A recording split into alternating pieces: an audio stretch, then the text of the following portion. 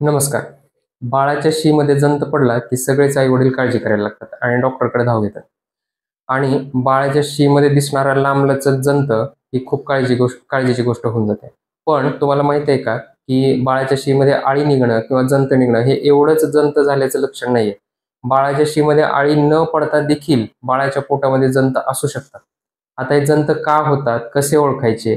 त्याची लक्षणं काय आहेत जंत असल्याची आणि कधी ट्रीटमेंट घ्यायची? आणि ते जंत बाळाला होऊ नये किंवा मुला-मुलींना होऊ नयेत म्हणून काय काळजी घ्यायची हे सगळं आजच्या व्हिडिओमध्ये आपण पाहणार आहोत. तर पाहत राहा डॉक्टर निखिल मुसळे माझं YouTube चॅनल आणि सबस्क्राईब करायला विसरू नका. बाळाला जंत का होतात आणि ते कुठून येतात बाळाच्या पोटामध्ये हे पहिल्यांदा आपण पाहूयात. बाळाला जंत हे सगळ्यात मोस्ट कॉमन मोड जो आहे बाळाला किंवा मुला-मुलींना जंत होण्याचा तो आहे फिको ओरल रूट. म्हणजे शीमधून मातीमध्ये आणि मातीमधून मुला-मुलींच्या पोटामध्ये. आता तुम्हाला कळालं असेल की फिक ओरल रूटने होतात याचा अर्थ जंतची होण्याची शक्यता ही जे मुलं चालतात, पळतात अशापासूनच पुढे होते. त्याचप्रमाणे जे शाळेत जातात किंवा प्री स्कूल आहेत म्हणजे शाळेत जात नाहीत पण जे मातीमध्ये खेळतात अशांमध्ये खूप कॉमन आहेत हे जंत. आता मातीतून जर जंत होत असतील याचा अर्थ की अ, घराजवळची माती, शेत, नदीच्या किनारी किंवा मातीमध्ये बॅट बॉल क्रिकेट खेळणारी मुलं-मुली, त्याचप्रमाणे रांगणारी मुलं-मुली, घरामध्ये जर पाळीव प्राणी असतील तर पाळीव प्राण्यांना म्हणजे कुत्र्याला, मांजरीला झालेले जंत हे देखील घराच्या आजूबाजूच्या मातीत मिसळून ते त्या मातीत खेळताना तुमच्या मुलांना, मुलीला किंवा बाळांना होऊ शकतात. त्याचप्रमाणे ज्या बाळांना आपण खाऊ घालतोय, तर आपल्या हाताने जर आपले हात खराब असतील तर आपल्या हातातून त्या बाळाला रांगणाऱ्या किंवा चालणाऱ्या बाळाला आपण अन्न खाऊ घालताना हे जंताचे इन्फेक्शन होऊ शकतं. त्याचप्रमाणे तुम्ही जर स्विमिंग पूलमध्ये पोहायला जात असाल मुलांना घेऊन, तर त्या स्विमिंग पूलमध्ये देखील एकाचं दुसऱ्याला पाण्यातून इन्फेक्शन होऊ शकतं. विहिरीत जरी तुम्ही पोहत असाल, तरी देखील विहिरीतल्या पाण्यातून एका मुलाचं दुसऱ्या मुलाला इन्फेक्शन जंताचं होऊ शकतं. कारण काही जंत हे असे आहेत, जे त्वचेतून शरीरामध्ये प्रवेश करतात. प्रत्येक वेळी शीमधूनच होईल असं नाही. मग ते जंत पाण्यात सोडले जाऊन त्वचेद्वारे तुमच्या मुला-मुलींच्या शरीरात देखील एंटर होऊ शकतात. मग अशा ठिकाणी फक्त खाज येत राहते. ठीक आहे. तर आपण काय काय बघितलं? फिक-ओरल रूट म्हणजे घराजवळच्या आजूबाजूच्या मातीमध्ये क्रिकेट खेळल्यानं किंवा पळापळी खेळल्यानं. दुसरं माती खेळल्यामुळं. डॅम्प सॉइल समुद्रकिनाऱ्याच्या मातीमधून, स्विमिंग पूलच्या पाण्यामधून, विहिरीच्या पाण्यामधून. त्याचप्रमाणे माती खाणाऱ्या मुलांना माती खाल्ल्यानं देखील हे इन्फेक्शन होऊ शकतं. ठीक आहे. तर हे सगळे आहेत जंत कुठून होतात याचं उत्तर. आता हे जंत होतात कसे आणि ते शरीरामध्ये जाऊन काय करतात हे आपण फिक-ओरल रूटनं आपल्या शरीरात मोस्ट कॉमनली प्रवेश करतात. तसंच डायरेक्ट त्वचेतून सुद्धा एंट्री घेऊ शकतात. ठीक आहे. आता शरीरात गेल्यानंतर हे जंत जे आहेत ते आतड्यात प्रवेश करतात. आतड्यामध्ये ते अंडी घालतात. काही जंत असे आहेत कॉमनली आढळणारे जे की एकाच वेळी 2,00,000 अंडी आतड्यामध्ये घालतात. काही आहेत ते 30,000 अंडी घालतात. तर ही एवढ्या मोठ्या संख्येनं घातलेली अंडी ही तिथं काही जंताची अंडी ही शीमधून बाहेर पडतात आणि मातीमध्ये सोडली जातात.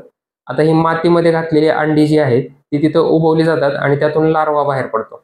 हा लार्वा जो आहे किंवा काही वेळा उबवलेली अंडी, लार्वा असलेली ही अंडी फिक-ओरल रूटनं आपल्या शरीरात जातात. म्हणजे ती शी जी आहे ती डिसइंटिग्रेट होते, वाळते मातीमध्ये आणि मातीमध्ये मिसळली जाते.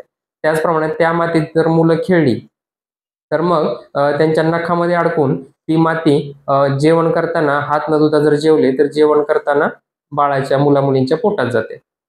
आणि पोटात गेल्यानंतर ही अंडी जी आहेत, ती आतड्यामध्ये परत हॅच होतात. त्यांचा लार्वा बाहेर पडतो आणि परत नवीन बाहेर आलेला जंत किंवा वर्म जो आहे, तो नवीन अंडी घालतो. आणि ही अंडी परत बाहेर पडतात. अशा तऱ्हेने याचं लाईफ सायकल चालू राहतं. आता काही वर्म असे आहेत, जे त्वचेतून डायरेक्ट आतमध्ये जातात आणि रक्ताद्वारे आतड्यापर्यंत पोहोचतात. आता हे वर्म जे आहेत, काही बऱ्याच वेळा लिव्हरमध्ये, फुफ्फुसांमध्ये देखील जाऊ शकतात. आणि अशा वेळी ताप येणं, ॲलर्जीच्या रिएक्शन अशी लक्षणं येतात. सगळ्यात मोस्ट कॉमन आपल्या लक्षात येणारं लक्षण म्हणजे बाळाच्या शीमधून मोठी आळी बाहेर पडणं किंवा बारीक-बारीक आळ्या शीच्या जागेभोवती दिसणं. आता नॉन स्पेसिफिक लक्षणं पण असू शकतात, जसं की ॲब्डोमिनल डिस्कम्फर्ट म्हणजे पोटात कसं तरी होतंय, पोट गच्च झाल्यासारखं वाटतंय.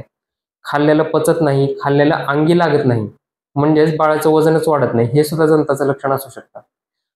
काही जंत जे आहेत, जे आतड्याला चिटकून आतड्यातून बाळाचं रक्त पितात, मुला-मुलींचं रक्त पितात. त्यामुळं काय होतं, रक्ताची म्हणजे हिमोग्लोबिनची पातळी कमी होत राहते आणि मग ॲनेमिया होतो म्हणजे रक्तक्षय होतो आणि त्याची लक्षणे येतात. म्हणजे बाळाचं रक्त कमी, मुला-मुलींचं रक्त कमी झाल्यामुळं लगेच दमून जातात, जास्त ॲक्टिव्हिटी कमी होते, चिडचिड करायला लागतात, भूक नाहीशी होते, भूक लागत नाही. त्याचप्रमाणे वजन वाढत नाही. काही जण तर असे आहेत ज्यांच्यामुळं ॲलर्जी होते आणि मग त्वचेवर खाज येते. ठीक आहे. संपूर्ण अंगावर रॅश येतो. जर सतत बाळाचं, मुला-मुलींचं अंग खाजत असेल, तर त्याला जंताचं झाल्याची शक्यता असू शकते. हे लक्षात घेऊन ताबडतोब डॉक्टरांकडे न्या. तर मग आता जंत झाल्याची लक्षणं सारांशामध्ये सांगायची झालं तर काय?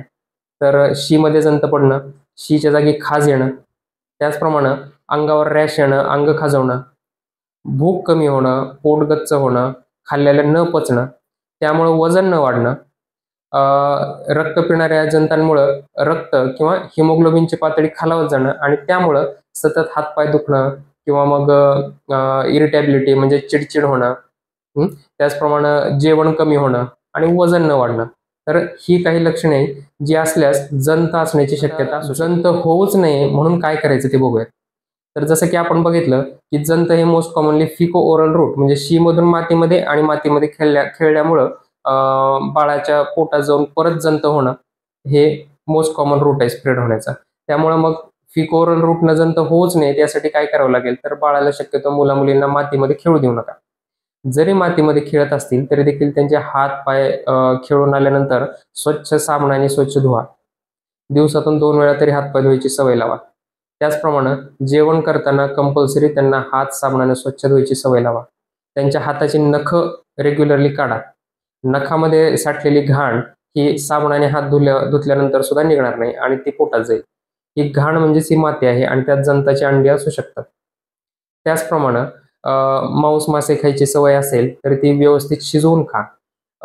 काही जंत असे आहेत जे स्नायूंमध्ये जाऊन बसतात प्राण्यांच्या आणि ते खाल्ल्यानं त्यांच्या स्नायूंमधून माणसाच्या स्नायूमध्ये जाऊन बसतात.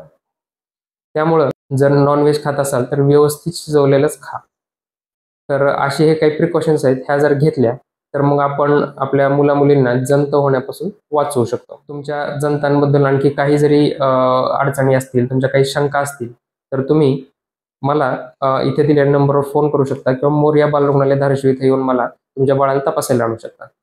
अधिक माहितीसाठी तुमच्या बाळांच्या आरोग्याबद्दल अधिक माहिती मिळवण्यासाठी माझं channel doctor Nikhil Musale subscribe करायला विसरू नका. तसंच तुमच्या ओळखीच्या लोकांना ज्यांना लहान मुलं आहेत, अशांना देखील माझं चॅनल रिकमेंड करा. धन्यवाद.